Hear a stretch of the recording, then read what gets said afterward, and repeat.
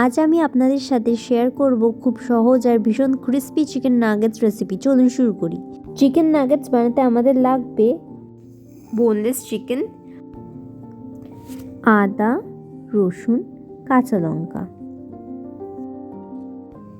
এবার এই আদা, রসুন, কাঁচা লঙ্কাটা আমি চিকেনের সাথে মিক্সার গ্রাইন্ডারে গ্রাইন্ড করে নেব। তার সাথে আমাদের কিছু এক্সট্রা মশলা লাগবে, যেরকম লবণ, গোলমরিচ, সামান্য চিলি ফ্লেক্স আর অরিগ্যানো।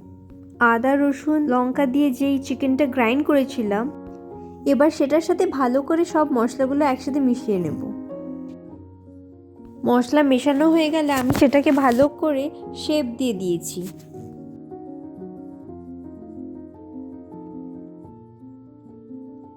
এবার অন্য একটা পাত্রে আমি কর্নফ্লাওয়ার, লবণ, জল দিয়ে ভালো করে মিক্স করে নেব।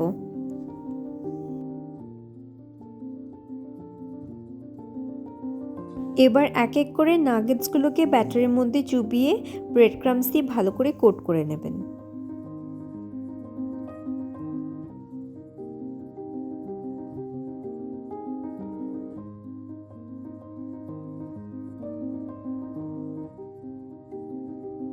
নাগেটসগুলো 15 দিন মতো আপনি ফ্রিজারে স্টোর করে রেখে দিতে পারেন।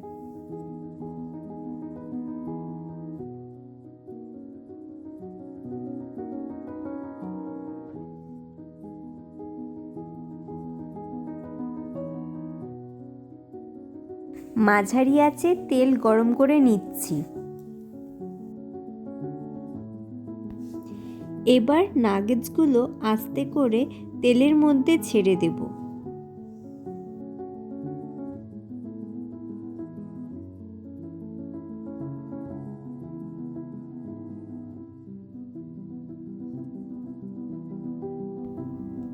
মাঝে মাঝে উল্টে নিয়ে দুপাশ ভালো করে ভেজে নেব। দেখুন কি সুন্দর সোনালি রং হয়েছে।